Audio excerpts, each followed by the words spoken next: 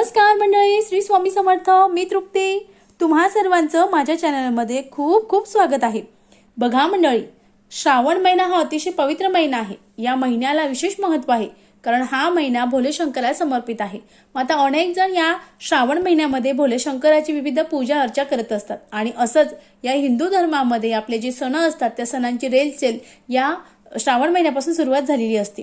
श्रावण महिना हा अतिशय पवित्र महिना आहे. आपण अगदी शुद्ध जल, बेलपत्र जरी भोले शंकराला अर्पण केलं तरी भोले शंकर महादेव आपल्यावर प्रसन्न होतात आणि आपल्या अनेक इच्छा, अनेक मनोकामना पूर्ण करतात. मग असंच यावर्षी जो पहिला नागपंचमीचा सण असतो श्रावण महिन्यातला आणि तसंच दुसरा सण म्हणजे रक्षाबंधन. मग रक्षाबंधन हे कधी साजरं करायचं? 8 ऑगस्टला की 9 ऑगस्टला? त्यासोबतच भद्रा काळ आहे. तो भद्रा काळ केव्हा आला आहे? कोणत्या शुभ वेळेत आपल्या भावाला दीर्घ आयुष्य लाभण्यासाठी, उदंड आयुष्य लाभण्यासाठी, त्याची भरभराट होण्यासाठी, त्याची प्रगती होण्यासाठी आपण कोणत्या वेळेला जी राखी आहे ती त्याच्या हातावर बांधायची आहे याचं शुभ मुहूर्त आपण सर्व या व्हिडिओमध्ये बघणार आहोत. त्यासोबतच औक्षणचं ताट करताना औक्षण ताटात काय काय ठेवायचे आहे याची संपूर्ण माहिती आपण आज या व्हिडिओमध्ये बघणार आहोत. त्यामुळं व्हिडिओ स्किप न करता अगदी पूर्ण पहा आणि तुम्ही जर माझ्या चॅनलला नवीन असाल तर प्लीज चॅनलला सबस्क्राईब करा. हा व्हिडिओ मित्र, मैत्रिणी, नातेवाईक यांच्यापर्यंत नक्की शेअर करा. भावा बहिणीच्या सुंदर नात्याचा सण म्हणजे रक्षाबंधन.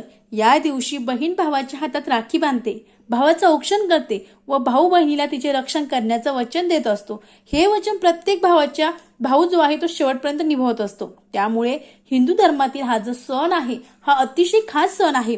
असल्यामुळे प्रत्येकालाच रक्षाबंधनाची ओढ असते. अगदी मुलगी जर सासरी गेली असेल तर ती आपल्या भावाला राखी बांधण्यासाठी माहेरी येत असते किंवा बहिणीचं जर जमत नसेल तर भाऊ सुद्धा बहिणीच्या घरी जातो आणि हातावर राखी बांधून येत असतो. त्यासोबतच बहीण सुद्धा या सणाची विशेष वाट पाहत असते कारण आपल्या भावाकडून त्यांना छानसं गिफ्ट या दिवशी मिळणार असते. हिंदू पंचांगानुसार रक्षाबंधन हा सण श्रावण महिन्यातील पौर्णिमेच्या तिथीला साजरा करतात. यंदा पौर्णिमा तिथी जी आहे ती 8 ऑगस्ट 2025 रोजी आलेली आहे. म्हणजे 8 ऑगस्टला जी पौर्णिमा आहे ती दुपारपासून सुरू होणार आहे. मात्र रक्षाबंधन हे 8 तारखेला साजरे होणार का किंवा 9 तारखेला हेच आपण आज या व्हिडिओमध्ये जाणून घेणार आहोत. बघा मंडळी, रक्षाबंधनची जी तिथी आहे ती म्हणजे पौर्णिमा तिथी प्रारंभ 8 ऑगस्ट 2025 दुपारी 2:12 सुरू होणार आहे आणि पौर्णिमा तिथी समाप्ती जी आहे ती 9 ऑगस्ट 21 असणार आहे. मग उदय तिथी म्हणजे सूर्यानं जी तिथी बघितली आपण त्या तिथीला जो सण असतो तो साजरा करत असतो. मग सूर्याने जी तिथी बघितली आहे ती म्हणजे 9 ऑगस्ट. मग 9 ऑगस्टला आपण अनेक जण रक्षाबंधन आहे ते साजरा करणार आहोत. मग आता रक्षाबंधन साजरा करायचं आहे मग त्यासाठी आपल्याला औक्षणचं ताट आहे ते लागणार आहे. मग सर्वप्रथम आपल्याला पितळाचं, तांब्याचं ताट घ्यायचं आहे कारण या पितळाच्या आणि तांब्याच्या ताटामध्ये अधिक सात्विक लहरी असतात. आपण देवाच्या पूजेला सुद्धा जे पितळाचं ताट असतं तांब्याचं ते वापरत असतो. मग त्यामुळे आपल्याला स्टीलचं, प्लॅस्टिकचं कशाचं घ्यायच्याऐवजी आपल्याला पितळाचं किंवा तांब्याचं ताट घ्यायचं आहे. तुम्हाला जसं सुशोभित करता येईल तसं तुम्ही करायचं. तुम्हाला त्यामध्ये सर्वप्रथम पंचधातूचं, चांदीची निरांजनी असेल, तांब्याची असेल, पितळाची असेल चालेल, तुम्हाला निरांजनी ठेवायची आहे. त्या वाती घेताना तुम्हाला तेलाचा दिवा लावायचा आहे कारण आपण फक्त जेव्हा आपण देवाला ओवाळतो तेव्हा आपण तुपाचा दिवा वापरतो, पण आपण आता आपल्या भावाला ओवाळणार आहोत त्यामुळे आपल्याला तेलाचा दिवा लागणार आहे. आता एक वाती न घेता आपल्याला 2 वाती घ्यायची आहे. 2 वातीची एक वात तयार करायची आहे आणि त्यात वात टाकायची आहे. त्यानंतर आपल्याला ऑक्शनसाठी भावाला ओवाळण्यासाठी आपल्याला एक सुपारी लागणार आहे. त्यानंतर सोन्याची वस्तू लागणार आहे. सोन्याचं तुम्ही काही घेऊ शकतात. त्यानंतर कापूस लागणार आहे. आता कापूस हा कशासाठी? तर आपल्या भावाला उदंड आयुष्य लाभावं, त्याला उत्तम आरोग्य लाभावं, त्यांनी सुद्धा अगदी कापसासारखं अगदी म्हातारं व्हावं, त्याला उदंड आयुष्य लाभावं यासाठी आपल्याला ताटामध्ये जी एक वस्तू आहे ती म्हणजे कापूस ठेवायची आहे. त्यानंतर सगळ्यात महत्वाचं म्हणजे आपल्या आता गोड पदार्थ तुम्ही काही ठेवू शकता. अगदी साखर, पेढे ही तुमच्याकडे असेल, बर्फी ते तुम्ही ठेवायची आहे. त्यानंतर जी राखी आहे ती ठेवायची आहे. अक्षता ठेवायची आहे. अक्षता ठेवताना एक चूक करू नका. खंडित झालेले जे तांदूळ आहे ते चुकून वापरू नका कारण आपण भावाच्या कपाळाला त्याला दीर्घ आयुष्य लाभण्यासाठी प्रार्थना करत आहोत आणि त्याच्या डोक्यावर अक्षता टाकणार आहोत. त्यामुळे त्याला उदंड आयुष्य लाभावं यासाठी कुठेही तुटलेले, फुटलेले, खंडित झालेले जे तांदूळ आहे ते चुकून घेऊ नका. त्यानंतर आपल्याला कुंकू घ्यायचं आहे. कुंकू घेतल्यानंतर त्यात थोडंसं पाणी टाका आणि ते कुंकू ठेवायचं आहे. अशा प्रकारे आपलं जे ताट आहे ते आपल्याला तयार करायचं आहे आणि त्यानंतर आपल्याला भावाला पाट आहे पाटावर बसवायचं आहे. पाटाच्या साईडनी रांगोळी काढायची आहे आणि त्यानंतर भावाचं औक्षण करायचं आहे. भाऊ तुमच्यापेक्षा मोठा असेल नमस्कार करा.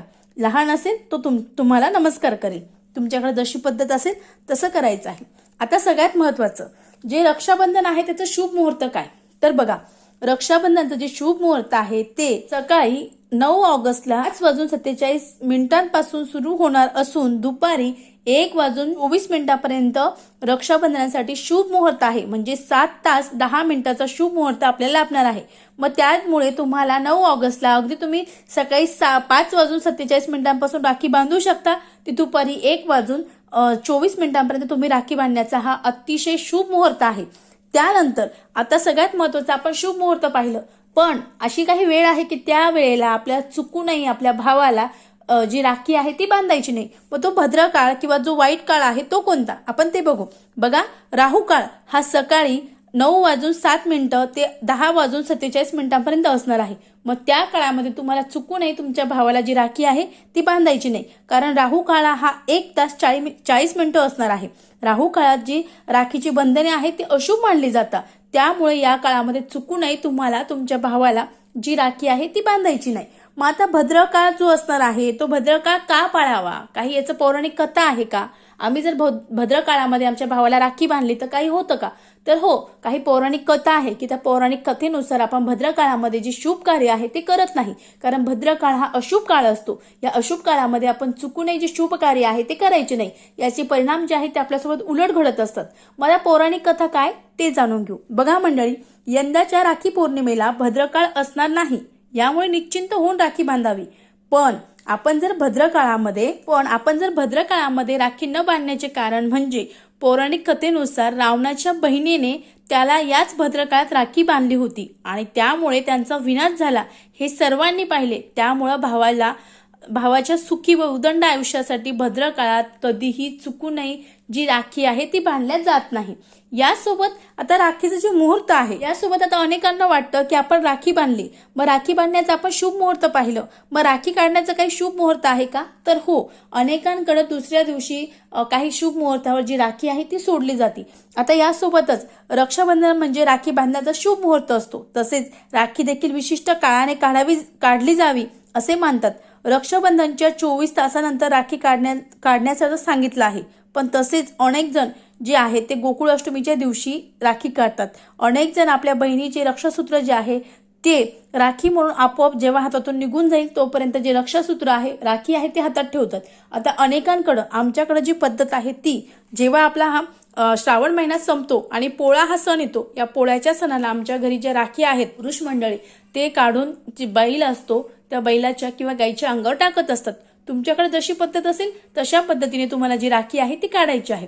आता अशा प्रकारे आपण जी राखी आहे त्या राखीचं शुभ मुहूर्त, त्यासोबत जो भद्रा काळ आला आहे त्या भद्रा काळात आपल्याला चुकून आपल्या भावाला राखी बांधायची नाही. अगदी साध्या सोप्या पद्धतीने ऑप्शनमध्ये जी वस्तू सांगितली ती म्हणजे कापूस आणि त्यासोबत जे अक्षदा आहेत, कापूस हा आपल्या त्या ताटामध्ये ऑप्शन करायला ठेवायचंच आहे आणि अक्षदा आपण ज्या घेणार आहोत त्या अक्षदा कुठेही तुटलेल्या, फुटलेल्या, खंडित झालेल्या नसणार नाही याची विशेष काळजी तुम्हाला घ्यायची आहे.